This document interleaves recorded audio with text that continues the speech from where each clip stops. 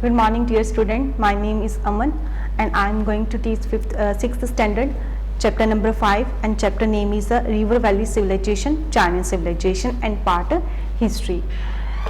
We already studied and discussed about the River Valley Civilization like Indus Valley Civilization, Egyptian Civilization and Mesopotamian Civilization. So Chinese civilization is also one of the oldest and longest civilization. It was flourished and developed around 1800 BC on the bank of river Huanghe. The Chinese civilization gave two names to the river Huanghe. First one Jialu River and second one is Sorrow of China. First we will discuss about the Jialu River.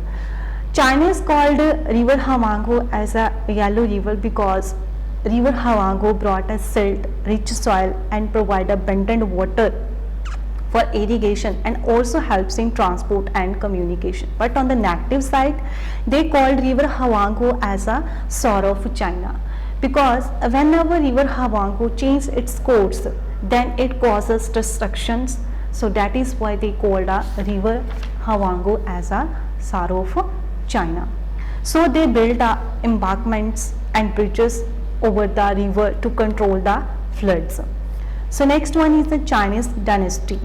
Chinese civilization was ruled by the powerful families that was called dynasties, and there are three dynasties under the Chinese civilization. First one Shang dynasty, it ruled from 1600 BC to 1046 BC, and second one is the Chu dynasty and it ruled from 1046 BC to 256 BC, and third one is a Han dynasty and it ruled from 25 CE to 220 CE. So these are three dynasties that rule the Chinese civilization.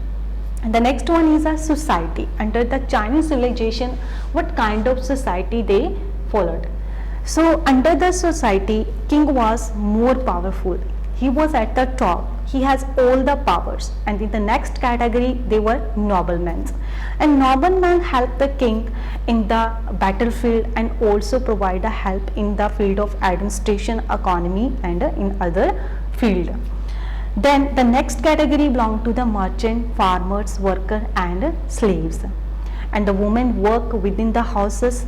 They give a respect to their ancestors and people respect their elder ones and their older ones. So this is a society under the Chinese civilization. The second one is a religion. Like the other civilization, Chinese people also worship the forces of nature. They worship the earth as a earth god. They worship a god called Shangti or a ruler above. They also worship their ancestors and they taught their children to respect the wisdom and achievement of their ancestors. Taoism and Confucianism were main two religions and philosophical system that was developed by Laotais and Confucius respectively. The next one is occupation, the work. Agriculture was main occupation of Chinese civilization. They produce wheat, barley, millets and soybeans and tea. They were first to cultivate tea and they used the tea for the medical purpose. The next one is a sericulture. Sericulture is the process to produce a silk from the silkworm and this is called a sericulture, and it was a main and important part of the Chinese traditions. The next one topic is a script. It is an art of writing that was developed by the Chinese civilization and it was called ideographic and pictographic. They wrote on a silk cloth with a fine brush and their writing were also found on the animal bones. The next one is a trade system. Chinese has a good trade relationship with the India, Iran, Mesopotamia and Egypt, and they export silk, china ware, tea and paper, and they were first to grow tea, and tea they were used for the medical purpose. They were also first to produce a paper. The next one is a contribution of Chinese civilization in the world. Their main and most important contribution is a Great Wall of China. The Great Wall of China is also considered as one of the 7 wonders of the world, and it is the largest and longest wall in the world, and it was constructed by the Emperor Qin Shi Huang.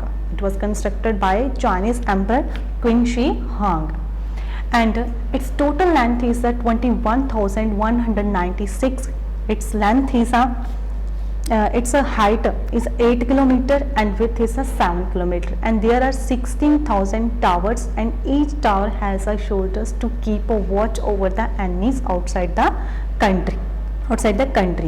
The next one is the pagodas. It represents a beautiful woodwork of the Chinese civilization. Pagodas are temples that were made of wood, and their walls are beautifully decorated, and these were stupa styles. And the tomb and mausoleum of Emperor Qin Shi Huang is also found in the pagodas, and there are 18,000 soldiers standing in full military dress and according to their division and ranks, and they were made of terracottas. The next one is a calendar. The next contribution of Chinese civilization, calendar. They developed a lunar and solar calendar. Their calendar had 12 months and each month of 30 days, and 5 days they were adjusted to celebrate the religious functions and other important days. Then the next one is a progress in field of science and technology. They were first to produce a silk. They also produce a beautiful bronze vessels, weapons, the statue of dancing girls, then beautiful woodwork, and they develop various branches of science like physics, astronomy, mechanics, mathematics, and they made a seismograph that was used for recording the seismic waves and for recording the earthquakes. They also used a solar and lunar calendars. They invented marina compass, paper, gunpowder, and umbrellas and kites. They invented astronomical clocks. The Chinese civilization made a tremendous development and progress in the field of science. It is proved from the above contribution of Chinese civilization.